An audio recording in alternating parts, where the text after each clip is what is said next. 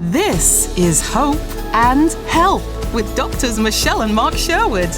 Insights and interviews with a dose of straight talk to help you enjoy optimal health in all areas of life.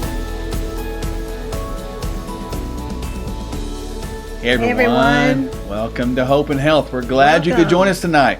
Thank you for joining us. I'm Dr. Michelle. And I'm Dr. Mark, and we are the one and only, probably, M&M without the sugar. So, little fun, little trivia for you to get going there. We like to kind of begin with a little fun because, my goodness, is the world needing a little bit of fun right now. The world's in a heck of a predicament. When I see it, it makes me want to cry. Yes, well, and we're here to bring hope and not ruminate on that predicament. We actually want to bring hope to your lives. Hope is the substance of things that we can't see, but that we know are true. And I think that's amazing when you think about that. So when you think about the idea of hope and health, why do we want to have that so much? Because without hope, we can't have health.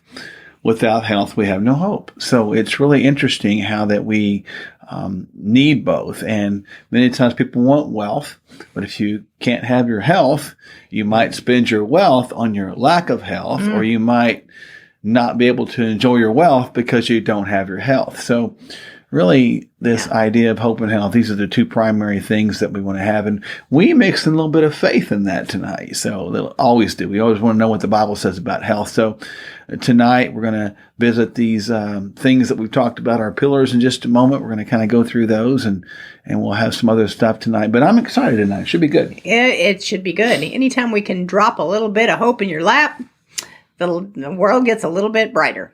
Hope in your lap doesn't stain your lap. It's good. It's good stuff for you, right?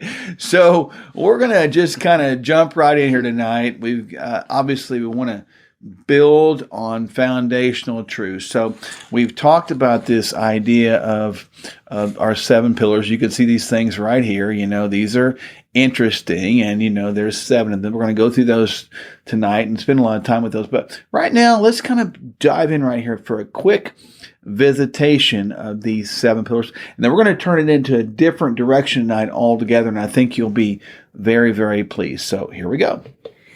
At the top of the list of our 7 pillars of health is nutrition. Nutrition, nutrition, nutrition. And as we've talked before, the most important medical decision that you make every single day, oftentimes 3 times a day, 365 days of the year, is at the end of your fork. And if those are good decisions, great. If they're not so good decisions and it's relatable to the standard American diet, you will see that can lead to a lot of poor consequences.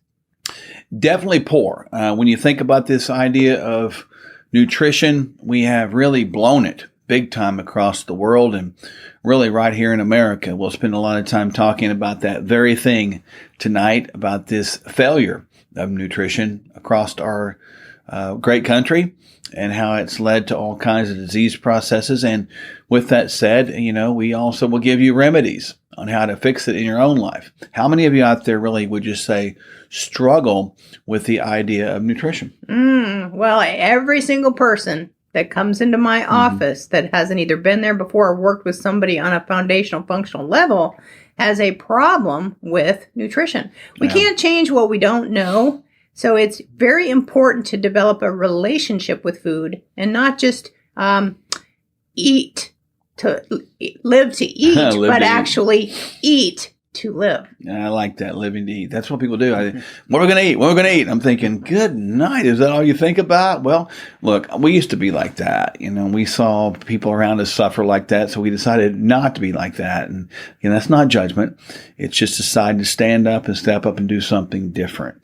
So we will dig into nutrition in just a moment. The second thing we want to talk about is going to be sleep. Now, everybody needs good, deep sleep. We've got to go through the 4 stages of sleep at night to ensure that we get good, restful sleep.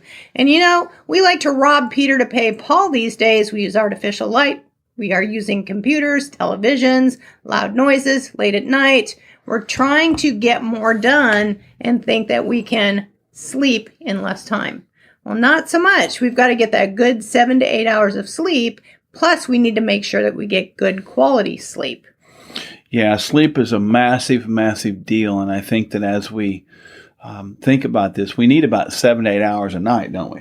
Oh, absolutely. There are very few people that are genetically wired to need less sleep and be able to get by on it. But the majority of us need that 7 to 8 hours of sleep to really wake up refreshed and recovered from the day's activity the day before. Yeah. Not getting one night of quality sleep really takes about 5 nights of restful sleep to make up for that lack of sleep. Now, when we talk about nutrition and sleep, now we got to talk about this guy. Oh, it's called stress management. We are stressed out these days, and that's the number one reason that people come into the doctor's office or come in to see us as clinicians is they're stressed out. Stress leads to poor lifestyle behaviors. For example, we overeat, we overdrink, we start smoking, we start doing things that we wouldn't normally do if we're not stressed. And that stress, it leads to things like high blood pressure.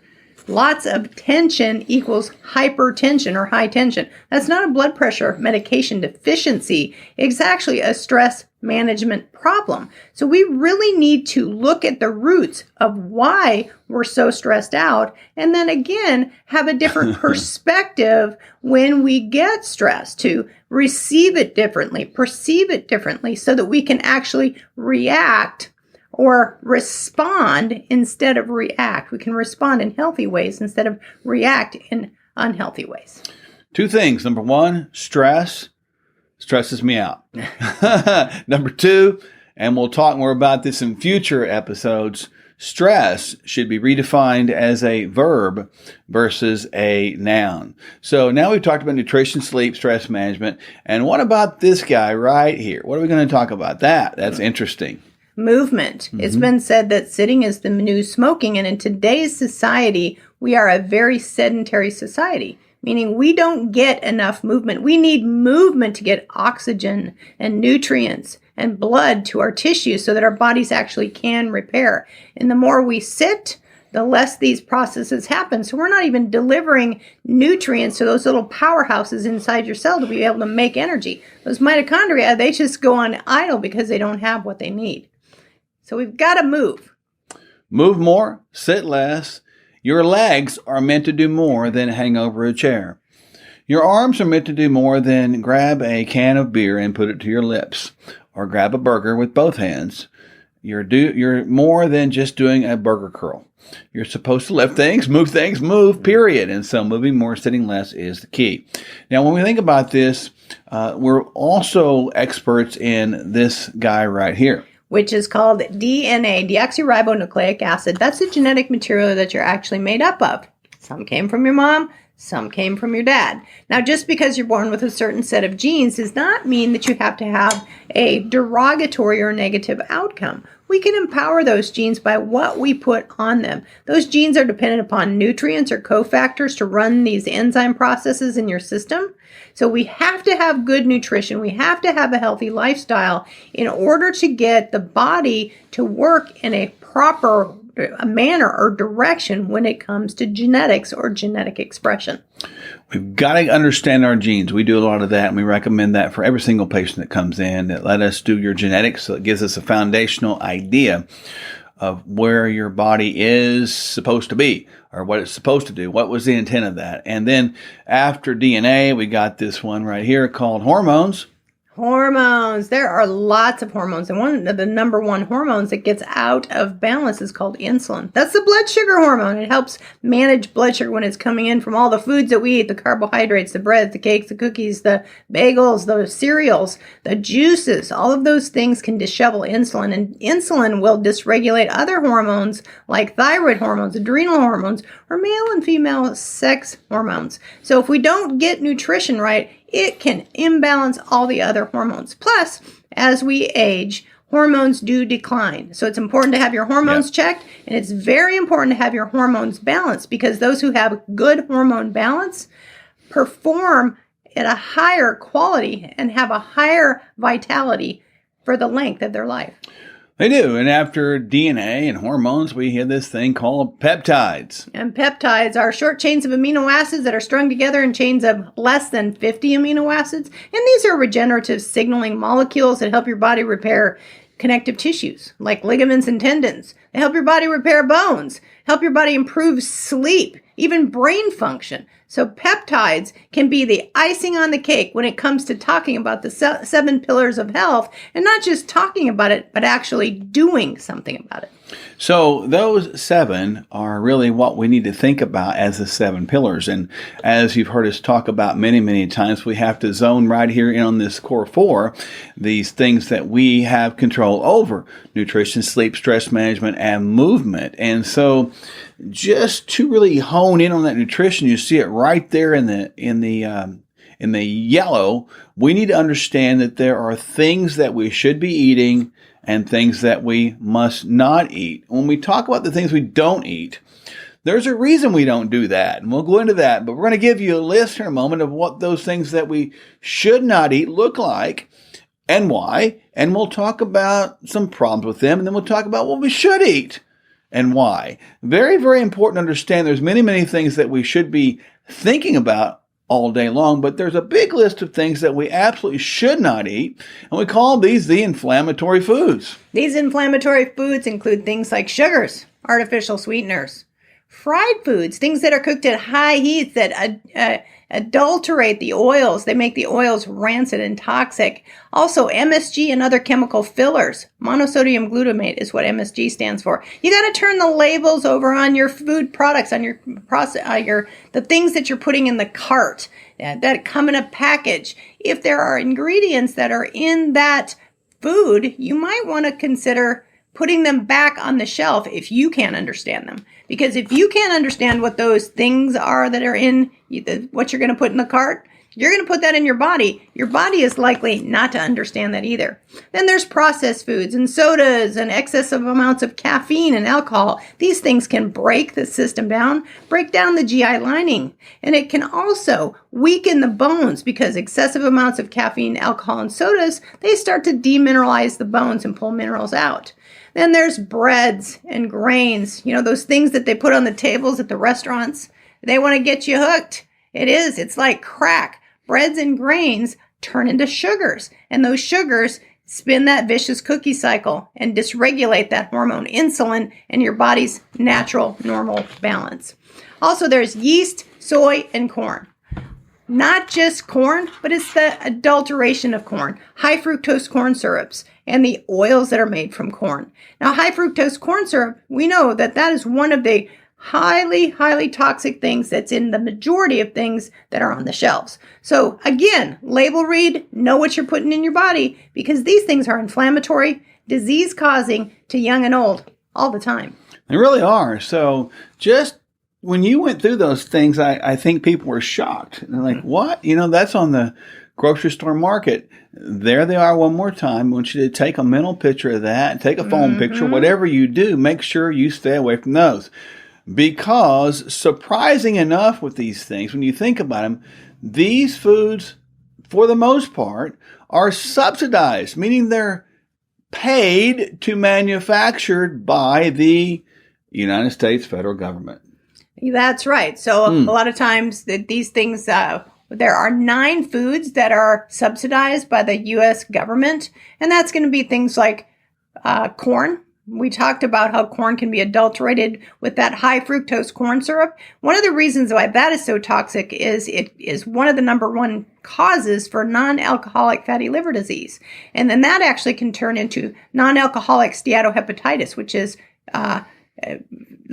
chronic liver disease. So it goes in phases. So you can turn that process off just by stopping the incoming offenders. There's also wheat, soybeans, rice, beer. You got to think about milk, and you are what you eats. So if milk background has hormones from the cow and also lots of antibiotics, you're getting that secondhand. Then there's peanut butter and even sunflower oil.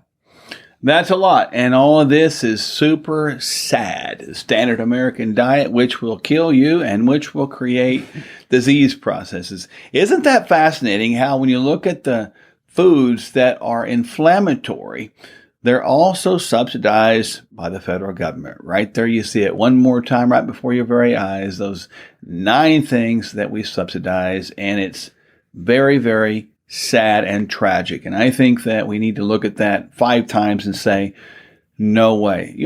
Yes way. That's the way it is. So we are to not eat those things because of the genetic modification. And anything, well, you might look at it like this, might not be the best way to say it, but I think you'll get the picture. Anything the federal government says to do about your health, really do the opposite, because they don't know what they're doing. They've failed us many years. They tell you how to manage your money, and yet they're trillions of dollars in debt. They tell you how to manage their health, and yet we have the greatest expenditures for this fictitious thing we call healthcare and the worst results of any country in the world. We are an embarrassment in the way we do this. So we need to really understand what we're telling you right now. One more time, look at that, read them, and literally weep because it's that sad. Now, with that said, we need to understand that there are things that we should eat, and the things that we should eat, we really want to know why. Now, these things are non-adulterated. They're non-genetically modified. They are real food. Real food means they really, really provide you with real life. And here they are. At the top of the list, you've got quality proteins. Well, proteins are the building blocks of life. And there are amino acids in proteins, and there are essential and non-essential amino acids. Those essential amino acids means that you cannot get them. Your body doesn't make them. You have to get them from the outside, meaning your food sources. So you've got to get high quality proteins, and you want them clean. You want them with the least amount of pesticide, hormones, antibiotics. You want them as clean as you can get them. So you want grass-fed, grass-finished cattle, cows. You want free-range, wild-caught poultry. And then, of course, you want wild-caught fish that's been grown or raised in their natural habitat, so you get those good omega-3 fatty acids in the meat. Now, omega-3 fatty acids are also essential, especially the EPA and the DHA, that eicosapentaenoic acid and the docosahexaenoic acid. Your body doesn't make those, just like it doesn't make the essential amino acids. So if you're not getting them from outside sources, your body is running a quart low. So those aren't in processed foods either. You've got to get those healthy oils and fats. Also, those can come in the forms like avocado oil, coconut oils, olive oils, nuts, and seeds. Include lots of low glycemic fruits like berries, blueberries, blackberries, boysenberries, cherries, strawberries, oranges, semi-ripe bananas, and even apples. Then low glycemic, non-root, non-starchy, above-the-ground vegetables. We don't want you to restrict calories, but we definitely want you to get high nutritional density in the calories that you take in so that your body has the nutrients that it needs to repair, to run cellular processes, to heal, to recover, to wake up every single day and feel vital. So these foods, they're anti-inflammatory, non-disease causing to the young and old all the time. And indeed they are. So those are what we need to do when you think about it one more time. There they are. Take a mental picture, take a phone picture. Remember those things in the natural state. These are what we need to be eating at all times, bar none. When you eat these things, they will bring you life. When you don't eat these things, you will have shortened life. And that's just simply the way it is. Now, of all the things that we do, remember we talked about the core four: nutrition, sleep, stress management, movement. We've talked about what to eat, what not to eat. We still have to talk about and mention, of course, the things that you will need help with. And there are 3 that you'll need help with. Just as a reminder, here they are very quickly, the ones that will help you with long term if you want to work with us. Remember, it's DNA, deoxyribonucleic acid. That's your genetic material. And just because you're born with a certain set of genes doesn't mean you have to have a negative outcome. So we can help with that. Also, hormones. We need good optimal hormone balance, as well as peptides, those regenerative signaling molecules. So we don't have control over these areas, and we, as practitioners, can help you optimize those when you need it.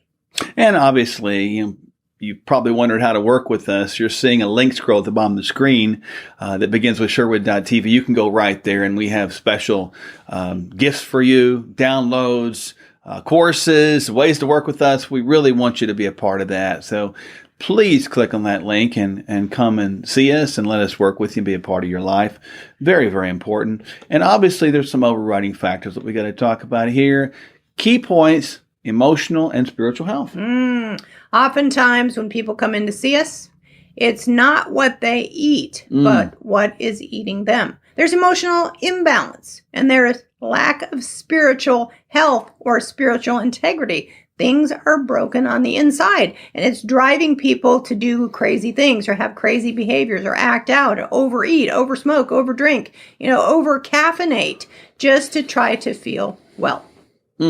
Big deal. So we want to make sure our emotional and spiritual health is right. That's what we spend time in the majority of our episodes talking about what the Bible says about health, and also including areas on how to manage your stress and manage your life. Give you some tools that will help you really get through life. Life is not easy. I can promise you this. If you don't manage life, life will manage you. If you don't budget your time will budget you. If you don't take care of that time, your time will take care of you. We need to make sure that we take control on that and really understand that our lives should be managed by us in the concept of self-government. Now, with that said, this is a big deal. We should understand this. This is a powerful statement. Here it is right here, read by my queen. Yes, this is the key. The majority of physical manifestations of disease are rooted in emotional and spiritual brokenness. Man, just ponder on that. Now you see why we must have emotional and spiritual healing so that we won't have physical manifestation of disease. Folks, we'd love to work with you. We'd love you to be a part of this health revolution we're on. We want you to go to that link right there at the bottom of the screen you see, and we would love to, again, be a part of your life. You're going to see a free ebook that you can download. You're going to see a brand new course called Health Secrets Exposed you can get involved in. 13 30-minute sessions right with us to teach, and do one of those a month. In 3 months, your life will completely be not temporary, but permanently turned around, and we want to be a part of that. Doctors Mark and Michelle Sherwood and their clinic can help you find the hope and health you were created to enjoy. Go to Sherwood.tv for clear, proven ways you can be healthier. Subscribe at Sherwood.tv.